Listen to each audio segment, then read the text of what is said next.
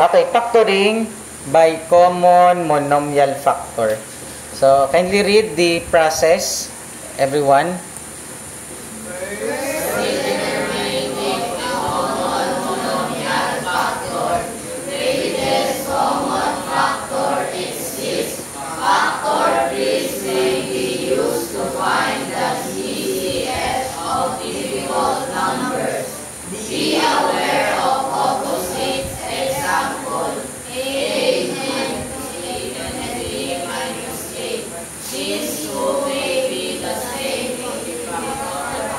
Negative 1. Okay. First, determine the common monomial factor or the greatest common factor. So, ano ba yan? So, let's compute this. So, this is this example. So, 3x minus 12. Ipapactor natin siya using common monomial factor. Ang GCF ni 3x at ni 12, anong common sa kanila? Anong common factor nila? Parehas sila merong 3. Okay? Kasi si 3x, ang factor niya 3 times x. 3x. Factor ni 12, 3 at 4. 3 times 4. Binabaak mo lang. Pinapactor mo. Kabaliktaran. Okay? Ang factor ng 25 ay 5 times 5. Oh. Ang factor ni 3x, 3 times x. Kabaliktaran. Ano ang factor ni 12? 4 times 3. So, anong parehas sa kanila? Factor ni 3x ay x times 3. Parehas sila merong 3. Okay. So, ang common monomial factor nila ay 3. So, yun na yan. So, nakuha mo na yung 3. Kakanselin na natin, i-divide na natin. So, 3x divided by 3, the answer is, wait, 3x divided by 3, the answer is x. So, gusto nyo kung sulatin natin ng bukod. Ayan, bukod na natin. So, 3x, huwag natin sundan yan. Dito tayo. 3x minus 12. Ang una mo nang gagawin, hanapin ang common factor. Nabanggit ko na kanina, anong common factor ni 3x at ni 12? 3. Tapos, lagyan mo lang nito. So, aalisin lang natin, i-divide lang natin, ito, dito natin ilalagay yung sagot. So, 3x divided by 3, x. Ano? The answer is x. So, 12, negative 12, divided by 3, negative 4. Ayan. Negative 4. So, yun na yun. Ito na yung sagot. Ang common monomial factor ni 3x minus 12 is, ang factor niya is 3 and x minus 4. Ito na yung sagot. Any question? Yan na yun. Example number 1. Next, example number 2. Ang example number 2, x squared y squared minus 3xy squared. So, anong common monomial factor niyan? Factoring. Ano ang factor niya using common monomial factor? Ang unang tanong, ano nga daw yung una? First, find the common monomial factor. Common monomial factor or the greatest common factor. Ano ba ang common sa kanila? Parehas sila merong? May xy sila parehas. Ilang x ang meron dito? Dalawa. Dito ilan? Isa lang. So, parehas sila merong isang x. Oh. Sulat na natin yung isang common monomial factor nila, x. Meron pa bang common sa kanila? Y. Para sila merong y. Dito ilang y? Dalawa. Y times y. Dito ilan? Dalawa din. So, para sila merong y squared. Yun na yun. Yun na yung GCF. So, hanapin na natin yung kanyang kapartner dito. Yung another factor niya. Ito na yung first factor niya. Ano yung pangalawang factor? Ay, nawala. Wait lang. Ayan. Ano yung pangalawang factor? So, kumpita na natin. Ito lang, i-divide lang doon para mahanap yung isa. So, x squared, y squared divided by xy squared. Ilan? X. Kasi na-cancel lang yan, ano? X. The answer is x. Next. Negative 3y squared divided by xy squared.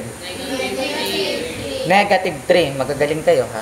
Very good. Negative 3. Ito na yung factor niya. Okay. Ang factors niya, dalawa.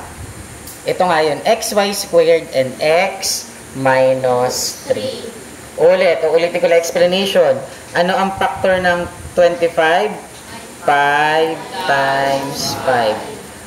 Ano yung isang factor niya? 5. 25 divided by 5?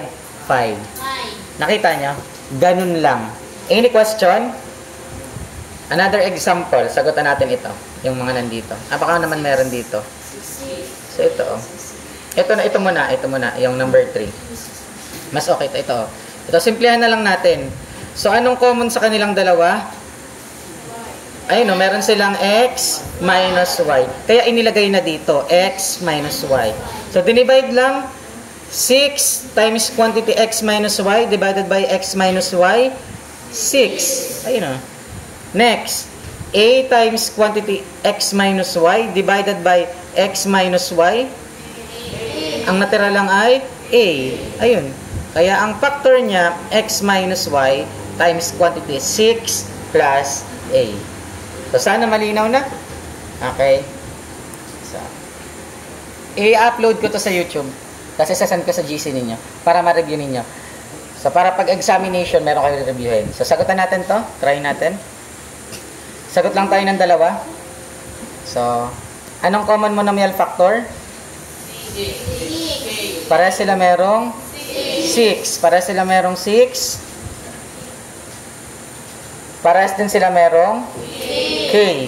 O, isang K, tsaka isang 6. So, 6K. So, ang kanyang common monomial factor ay 6K. Tapos, i-divide na natin.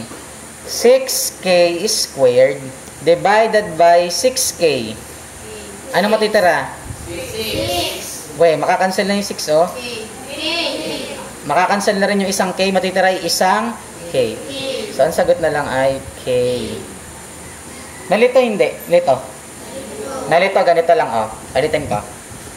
Ganito lang kasi yan.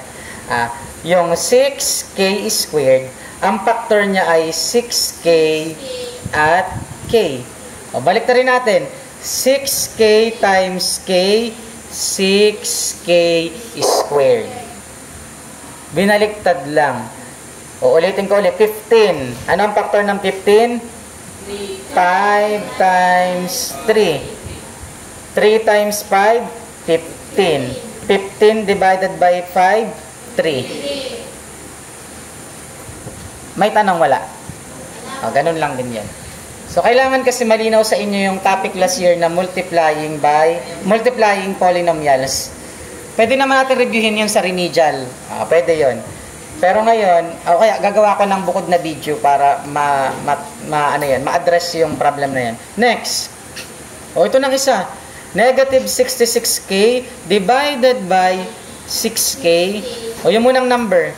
Negative 66 divided by 6. Negative 11. O, tapos yung K makakancel na. Ang sagot ay negative 11. Yan lang yun. That is the factor. Any question? O, balik na rin natin yung process. Ganun lang din yan. I-check natin. K times 66K, K times 6K, 6K squared. Negative 11 times 6K, negative 66K. Next, number 2. Number 2, ganun lang uli. Anong unang gagawin? Find the common monomial factor. Anong para sa kanila? Para sila may isang W. So, ito isang W, isang W, isang W. Ano pang pareha sa kanila? Lahat sila merong 2. Kasi ito ay 2. Ito ay 2 times 3. 6. Ito ay 2 times 5.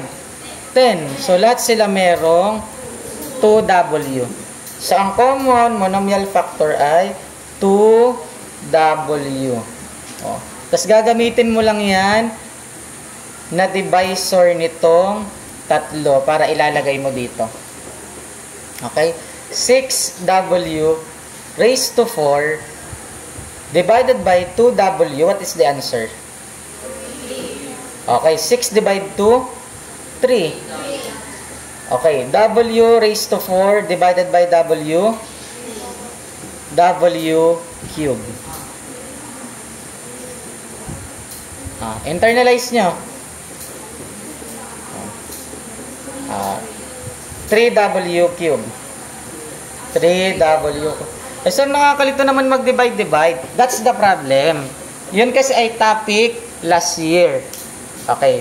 Pwede ko naman kayo reviewin. Ganito lang yan, reviewin natin. X cube divided by gawin natin x cube divided by x squared. Mina-minus lang yung exponent. 3 minus 2, 1. Kaya x raised to 1, kapag ang exponent ay 1, x na lang ang nilalagay. Doon sa nangyari, w raised to 4 divided by w, ano nga exponent? 1 kapag wala nakalagay. So w, kinokopya lang. 4 minus 1, 3. So the answer is w cube. So yun lang yun. 6 divide 2, 3. W raised to 4 divide W cube. Next. Okay, next. Next natin. Negative 10 W cube divided by 2W. Negative 5. W squared or W raised to 2. Very good. Negative 5 W squared. Negative 5W squared. Last. 2W divided by 2W. Ano? W. Divide mo sa sarili.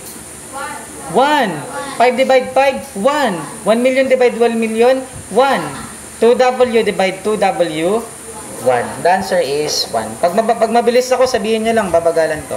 So, the factors is, anong basa dito? Basahin natin.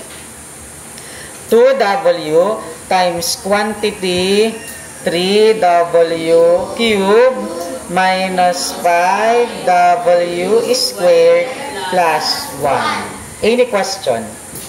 Last number? Last na to? Last na, kaya na. Sige daw, kaya na sagutan? Tayo, sino sasagot? Imikin na lang. Anong gagawin? Go. Ano nga hanapin? Common monomial factor or the greatest common factor. Sige daw, alin? P. Parehas sila merong P. Ano pa? Parehas sila merong? Parehas sila merong 4. Bakit? 32. Ano ba yung 32? 4 times 8. Kaya parehas sila merong 4P. Parehas sila merong 4P. Okay? So, yun na ang ating common monomial factor. Sulat lang natin. 4P. Lalagyan lang nito ano? Ayan. Next. I-divide na. 4P squared divided by 4P. 1P or P. Kapag P, automatic may 1 yun. 1P. Ayan. So, ang sagot ay P. Ayan. 1P or P. Next. Negative 32P divided by 4P. Negative 8. So, negative 8. Mahirap madali. Okay. Ikakat ko na yung video. I-upload ko to sa YouTube at sa GC ninyo.